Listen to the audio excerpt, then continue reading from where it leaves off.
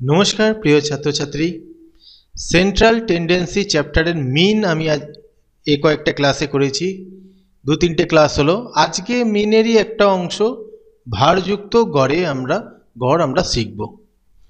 তো দেখে নাও ভালো করে যে কোন প্রশ্নটার মাধ্যমে তোমাদের আমি বোঝাবো। সেটা হচ্ছে দেখো নিচের সারণীতে দুজন প্রার্থীর প্রাপ্ত নম্বর দেওয়া হলো, প্রতিটি প্রার্থীর भारযুক্ত গড় বা ওয়েটেড অ্যাভারেজ নম্বর নির্ণয় করুন।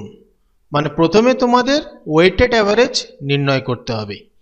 এরপরে দ্বিতীয় অংশ বলেছে দ্বিতীয় প্রার্থীকে বিষয় বিতে আর কত নম্বর বাড়াতে হবে যাতে উভয় প্রার্থীর স্থান একই হয়। এদিকে মনে রাখতে হবে যে অন্যান্য বিষয়ের নম্বর অপরিবর্তিত রেখে। তাহলে আমাকে এই যে ছক দেওয়া হয়েছে এই ছকের মাধ্যমে আমরা ওয়েটেড অ্যাভারেজ করব এবং বলা হয়েছে যে দ্বিতীয় প্রার্থীর এই নাম্বারটা কতটা বাড়ালে প্রথম প্রার্থীর ওয়েটেড অ্যাভারেজের সমান হবে। ওয়েটেড অ্যাভারেজের সমান হবে এখানে বলেনি, এখানে বলেছে দ্বিতীয় প্রার্থীকে বিষয় বিতে কত নাম্বার বাড়াতে হবে যাতে উভয় প্রার্থীর স্থান একই হয়। উভয় প্রার্থীর স্থান একই তখনই হবে যখন দুজনের ওয়েটেড অ্যাভারেজ সমান হবে। মিন আমরা কি লিখি? X bar. ওয়েটেড অ্যাভারেজ হলে তার সাথে ওয়েটটা গুণ করে দিলেই হয়ে যাবে ওয়েটেড অ্যাভারেজ। মানে গড় বার করবে, ভারটা গুণ করলে भारযুক্ত গড় এসে যাবে। তো এখানে আমরা শুরু করি, তাহলে ধাপগুলো দেখতে থাকো তোমরা। তো প্রথমে ছকটা বসিয়ে নিচ্ছি। বিষয় যেগুলো আছে পরপর বসিয়ে নেওয়া হয়েছে, ভার দিয়ে দেওয়া হয়েছে 1 2 3 4, অবশ্যই এগুলো লিখে নিতে হবে। প্রথম, দ্বিতীয়, তৃতীয়, চতুর্থ এইভাবেই ভার লেখে। এখানে দেখো দিয়ে দিয়েছে ভার অঙ্কের মধ্যে, তো এখানে আমরা ভারগুলো বসিয়ে দিলাম, সাবজেক্ট বসিয়ে দিলাম, প্রথম প্রার্থীর নম্বর সেগুলো বসিয়ে দিলাম যেগুলো আমাদের এখানে দিয়ে দিয়েছে। মানে ছক যেটা অঙ্কে যেটা দিয়ে দেবে সেটা আগে প্রতিস্থাপন আমরা করে নেব, তারপরে আমরা এটি করব। নম্বর ভারকে নম্বর দিয়ে গুণ করব প্রথমের প্রার্থীর, তারপরে ভারকে নম্বর দিয়ে গুণ করব দ্বিতীয় প্রার্থীর। দেখে নাও, তো প্রথম প্রার্থীর এক্স নম্বরকে আমরা x1 ধরলাম, দ্বিতীয় প্রার্থীর নম্বরকে আমরা x2 ধরলাম। তাহলে দুজনের ভার এবং নম্বর গুণ করছি, এই দুটো দেখো গুণ করলাম 70 এলো, 2 65 গুণ করলাম 130, এটা প্রথম প্রার্থীর বার করছি, তারপরে দ্বিতীয় প্রার্থীর বার করব। 3 এবং 58 গুণ করলাম এত এলো, 4 এবং 63 গুণ করলাম এত এলো। এবার আমরা দ্বিতীয় প্রার্থীর নম্বরের সাথে ভার গুণ করব, ওয়েট গুণ করব। তো দ্বিতীয় প্রার্থীর প্রথমটার নম্বর কত আছে 80, তার সাথে 1 গুণ করলাম, দেখো দ্বিতীয়টাতে আছে 64, তার সাথে 2 গুণ করলাম, এটা পেলাম। তৃতীয়টাতে 56 এবং 3 গুণ করলাম, এটা পেলাম। চতুর্থটাতে 60 আছে, 4 গুণ করলাম, এটা পেয়ে গেলাম। তো এবার আমরা যেটা করব সেটা হলো যুক্ত করে দেব। এবার সামেশন, এই যে সামেশন ওয়েট ইনটু নাম্বার, এগুলোর সবকটা যুক্ত করব, কারণ সূত্রে আমাদের এইটা চাই। এটারও তাই সবকটা আমরা যুক্ত করলাম।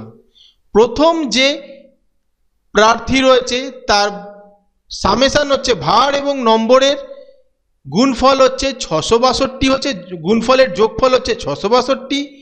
আবার দ্বিতীয়টার হচ্ছে ভার এবং নম্বরের গুণফলের যোগফল হচ্ছে 616 এবং ওয়েটের যোগফল 10। দেখো 4 আর 3 7 8 9 10, এই দুটো জিনিস কিন্তু তোমাদের বার করে নিতে হবে। তাহলে भारযুক্ত গড়ের সূত্র অনুযায়ী কত হবে? भारযুক্ত গড়ের সূত্র মানে হচ্ছে এক্স বার ইন্টু ওয়েট, অর্থাৎ গড় ইন্টু ওয়েট। भारযুক্ত গড় মানে কি? ভার এবং গড় গুণ করা, মানে ওয়েট এবং গড় গুণ করা, অর্থাৎ भारযুক্ত গড় বলে গড় শুধু হচ্ছে এক্স বার, भारযুক্ত গড় মানে এক্স ইন্টু মানে গড় ইন্টু ওয়েট, এইটা আমাদের বার করতে হবে। তাহলে তার সূত্র কি? এই যে লিখলাম summation W X by summation W. Summation W X মানে নম্বর এবং ওয়েট গুণ করে যেটা বেরায়, অর্থাৎ এই অংশটা এটা প্রথম প্রার্থীর বলে x1 ধরেছি, দ্বিতীয় প্রার্থীর বলে x2 ধরেছি, আর এখানে হচ্ছে ওয়েটের যোগফল। তাহলে প্রথম প্রার্থীর জন্য কি হবে, প্রথম প্রার্থীটা দেখো, প্রথম আমাদের সূত্র কি, গড়ের সূত্র, ভারযুক্ত গড়ের সূত্র হলো x বার ইন্টু ডাব্লিউ। তাহলে এখানে প্রথম প্রার্থীর জন্য ডাব্লিউ আমরা W1 ধরেছি, অর্থাৎ x বার ইন্টু W1, তাহলে সামেশন x বার সামেশন ডাব্লিউ ইন্টু x1, অর্থাৎ প্রথম প্রার্থীর হচ্ছে সামেশন ডাব্লিউ এক্সটা হচ্ছে সামেশন ডাব্লিউ x1 ধরেছি, এবং এটা তো উভয়ের ক্ষেত্রেই সমান। তাহলে এটার মান কত বেরিয়েছে আমাদের প্রথম প্রার্থীর 626, এই যে 626 লিখেছি। সামেশন ডাব্লিউর মান কত 10, এখানে বেরিয়েছে 10, 10 দিয়ে ভাগ করলাম বেরালো 62.6। দ্বিতীয় প্রার্থীর ক্ষেত্রে সেই এটার মান বসিয়ে দাও 616, এটার মান বসিয়ে দাও 10 দিয়ে ভাগ করো 61.6। তাহলে দেখতেই পাচ্ছ দ্বিতীয় প্রার্থীর ভারযুক্ত গড় প্রথম প্রার্থীর ভারযুক্ত গড় বেশি, দ্বিতীয় প্রার্থীর ভারযুক্ত গড় কম। সেই জন্যই বলা হচ্ছে যে দ্বিতীয় প্রার্থীর বি সাবজেক্টটায় আর কত নাম্বার বাড়ালে উভয়ের ভারযুক্ত গড় সমান হবে। কিন্তু এদিকে মনে রাখতে হবে অন্যান্য সাবজেক্টের নাম্বার বাড়া চলবে না, মানে আগে যা ছিল অন্যান্য সাবজেক্টের এখনো তাই হবে, শুধুমাত্র বি কে চেঞ্জ করতে হবে। তো প্রথমে দেখো দ্বিতীয় অংশের জন্য আমরা কি বলছি, দেখো দ্বিতীয় অংশের আগে মানেটা বোঝো। উভয় প্রার্থীর স্থান একই হওয়ার মানে হচ্ছে দ্বিতীয় প্রার্থীর ভারযুক্ত গড় নম্বরকে প্রথম প্রার্থীর ভারযুক্ত গড়ের নম্বরের সমান করতে হবে। সেই জন্য আমরা দেখো বি এর মান তো আমরা জানি না, বার করতে হবে। সেই জন্য দ্বিতীয় প্রার্থীর বি বিষয়ের নম্বরটাকে আমরা এম ধরে নিলাম। এবার ছকটা দেখো, দ্বিতীয় প্রার্থীর বিষয়গুলো ছিল এইগুলো, দ্বিতীয় প্রার্থীর ভার ছিল এইগুলো, দ্বিতীয় প্রার্থীর নম্বর এইগুলো ছিল, যার মধ্যে বিটাকে আমরা চেঞ্জ করলাম, এম লিখেছি। বি এর নম্বরটাকে চেঞ্জ করতে হবে। দেখো ভালো করে, আগে নাম্বার ছিল এইগুলো, বি ছিল, দ্বিতীয় প্রার্থীর বি এর নাম্বার ছিল 64, বলা হয়েছে এইটা চেঞ্জ হবে, এর জায়গায় আমরা এম ধরেছি আর বাকিগুলো সমান রেখেছি। দেখো এখানে এই ছকটা ভালো করে দেখো, সবকটা কিন্তু সমান আছে, আগে যা ছিল তাই, শুধু বিটাকে আমরা চেঞ্জ করলাম। এখন আমাদের বার করতে হবে যে বিতে আমরা নাম্বার এম ধরে এখন ভারযুক্ত গড় কত হবে, সেরকম একটা জিনিস বার করতে হবে। তাহলে দেখো ভারযুক্ত গড় করতে গেলে অবশ্যই এইটা ডাব্লিউ এক্সটা বার করতে হবে, অর্থাৎ ওয়েটেড স্কোর আমাদের বার করতে হবে। ডাব্লিউ ইন্টু নম্বরটা, ওয়েট ইন্টু নম্বরটা গুণ করতে হবে। গুণ করে দিই আগের মতনই, এই 1 আর 80 গুণ করলাম 80, 2 আর এম গুণ করলাম 2m, 3 আর এটা গুণ করলাম এটা হলো 4, আর এটা গুণ করলাম এটা হলো। এবার দেখো এদের যোগ করছি, যোগ করা মানে 80, 168 এবং 240 যোগ করো, তার সাথে 2m যোগ আলাদা করে লিখে দাও। এই যে হয়েছে 488, মানে সংখ্যাগুলো সব নিয়ে হয়েছে 488, এবং তার সাথে 2mটা তো আর 488-র মধ্যে যোগ হতে পারে না, হ্যাঁ, তাই জন্য 488 যোগ 2m, এবং এইটা তো 10 ছিল যা তাই রয়েছে। এবার ভারযুক্ত গড়ের সূত্র কি এইটা, তো ভারযুক্ত গড় অলরেডি আমরা কি পেয়েছি, ভারযুক্ত গড় আমরা দেখো ভারযুক্ত গড়ের সূত্র অনুযায়ী সমীকরণ, এটা হচ্ছে ভারযুক্ত গড়ের সূত্র। এবার কার ভারযুক্ত গড়ের সাথে সমান হতে হবে,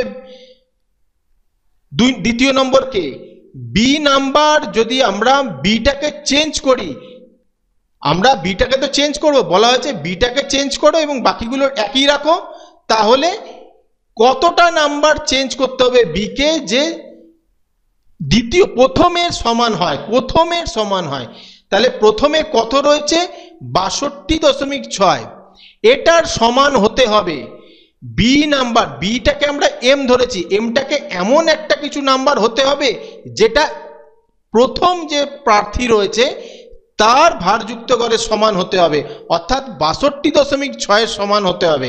অর্থাৎ এই যে এখন যে সমীকরণটা গঠন করব, এখানে এক্স বার ডাব্লুর মান কি হবে 62.6, তার কারণ হচ্ছে আমাদের এই ভারযুক্ত গড়ের সমান হতে হবে বলেছে। বলেছে যে প্রথম প্রার্থীর সাথে সমান হতে দ্বিতীয় প্রার্থীর বি সাবজেক্টে কত নাম্বার বাড়াতে হবে। তাহলে কার ভারযুক্ত গড়ের ওপর ডিপেন্ড করছে, প্রথম ভারযুক্ত গড়ের নাম্বারে সমান হতে হবে, তাই প্রথম ভারযুক্ত গড় ৬২.৬ সমান হতে হবে। তাই এখানে ভারযুক্ত গড়টা এক্স বার ডাব্লু ধরছি, তার মানে প্রথমটার ধরছি, প্রথম প্রার্থী। তাহলে এখানে এক্স বার ডাব্লু অর্থাৎ ভারযুক্ত গড় ওয়েটেড অ্যাভারেজটা হবে ৬২.৫। এখানে সামেশন ডাব্লু এক্স কোনটা হবে, বি সাবজেক্টে বি সাবজেক্টের মান চেঞ্জ করার পরে এইটা বেরালো সামেশন এফএস ওয়েটেড স্কোর বেরালো এইটা, তার মানে সামেশন ডাব্লু এক্স অর্থাৎ summation weighted number weighted score এর জায়গায় বসাবো আমরা এইটা 488 প্লাস 2m, এই যে বসিয়ে দিলাম। আর সামেশন ওয়েট সামেশন ডাব্লুর মান তো 10 ছিল, এখনো আছে। নর্মাল আমরা এটা একটা বীজগাণিতিক ইকুয়েশন করব।